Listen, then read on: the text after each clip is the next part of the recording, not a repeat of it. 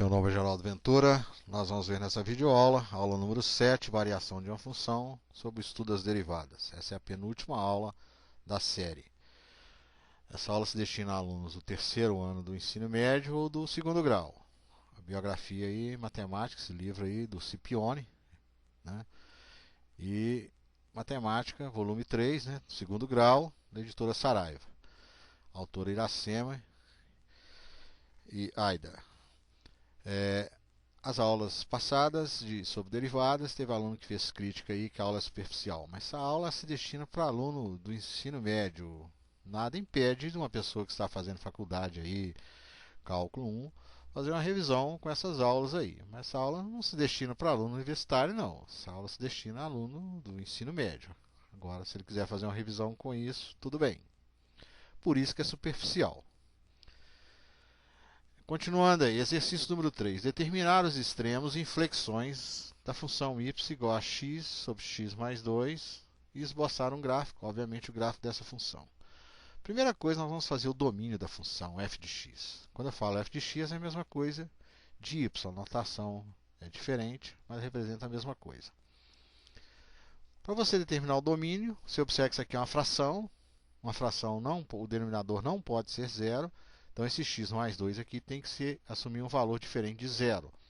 Então, x mais 2 diferente de zero. Passo 2 para o segundo membro com a operação inversa. O inverso da adição é a subtração. Então, o domínio é o conjunto dos números reais menos o número menos 2. Então, x não pode assumir esse valor. Depois disso, nós vamos obter as raízes da função y igual a x dividido por x mais 2. Você chama o y de zero.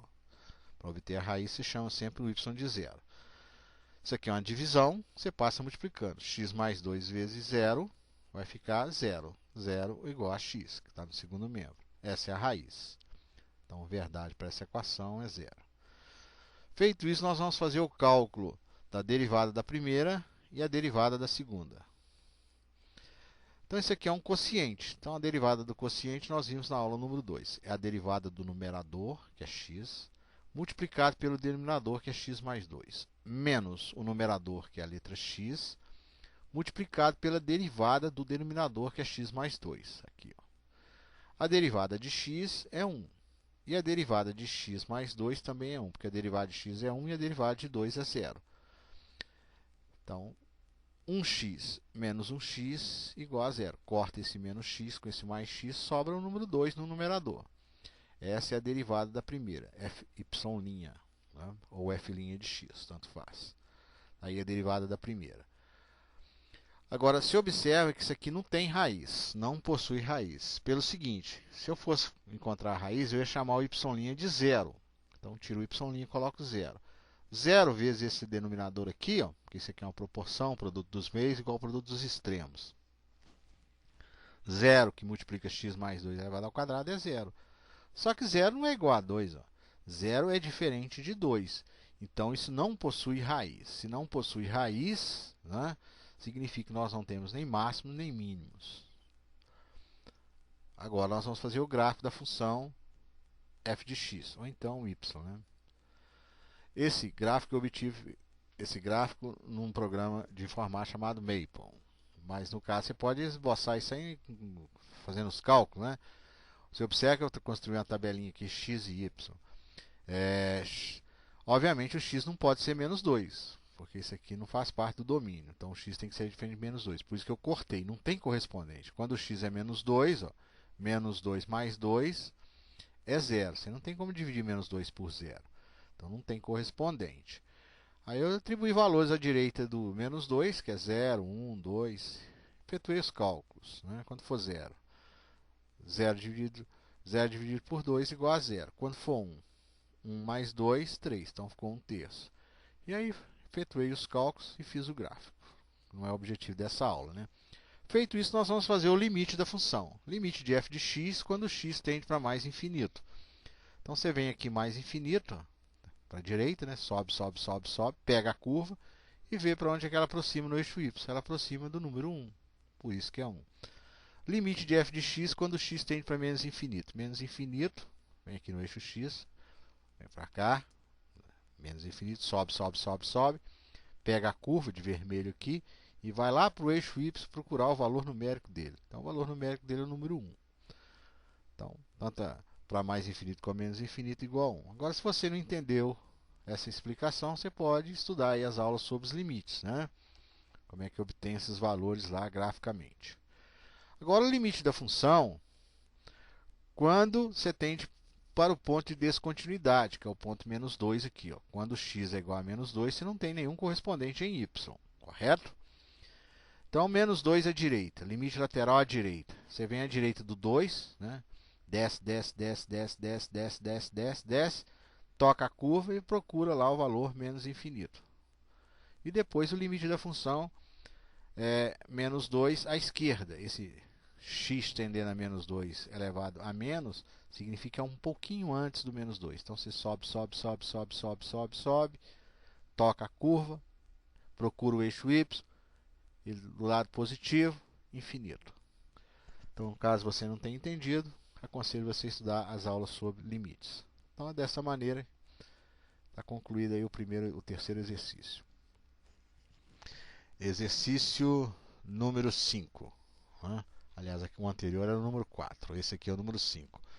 Um corpo é lançado a partir do solo, supondo que a aceleração da gravidade no local é 10 metros por segundo ao quadrado e que sua altura s no instante t segundos é dado pela equação s igual a 40t menos 5t ao quadrado. Pergunta-se, letra A, em que instante o corpo atinge a altura máxima? B, qual a altura máxima atingida pelo corpo? Então o sujeito pegou um corpo aqui, lançou, ele subiu, subiu, subiu, subiu, subiu, devido à gravidade do planeta, né? No local 10 metros por segundo de aceleração, a gravidade atua sobre o corpo, ele para e aí depois ele desce. Quer saber quanto tempo ele gasta para atingir um ponto de altura máxima? E qual que é essa altura? Então a primeira coisa que nós vamos fazer é a derivada da primeira. É claro que você pode resolver esse problema aí lá na mecânica, né? Com as equações lá do segundo grau, equações horárias da velocidade, do espaço, você consegue resolver isso. Não resolver pelas derivadas. Então a derivada dessa função, derivada de 40t é 40. A derivada de menos 5t ao quadrado é 2 que multiplica menos 5 é menos 10t. Então 40 menos 10t é a derivada primeira. Aí nós vamos encontrar a raiz dessa derivada. Você chama S' de zero. Então 40 menos 10t é igual a zero. Essa é a equaçãozinha de primeiro grau. Passo 40 para o segundo membro com sinal trocado, operação inversa, né? Inversa da adição e subtração. Se 10t é igual a menos 40, t é 40 dividido por 10, menos dividido por menos, mais. Então, 4 segundos. Então, o tempo que ele vai gastar na subida, né? Tempo de 4 segundos. Agora, a derivada da segunda. Derivada de 40 é zero, e a derivada de menos 10t é menos 10. Então, você observa que isso aqui não tem raiz, não possui. Né? Como é que eu vou igualar menos 10 a zero? Né? Isso é um absurdo. Agora, eu posso comparar. O menos 10 ele é um número menor do que zero. E nós vimos isso na aula número 6, que quando é menor que zero, quando você compara, você tem um ponto de máximo. O desenho já te dá aqui, ó, ele subiu, subiu, subiu, atingiu um ponto máximo, depois ele desceu. O próprio desenho já está indicando isso. Então é um ponto de máximo. Agora, o que eu irei fazer? Eu vou pegar esse tempo igual a 4 segundos, substituir na função dada, que eu encontro o espaço. Ou seja, tanto que ele subiu. Então, no lugar do t, eu estou introduzindo o valor 4. 40 vezes 4, 160. 4 ao quadrado, 16. 16 vezes 5, 80. Vai ficar 160 menos 80, que é igual a 80 metros.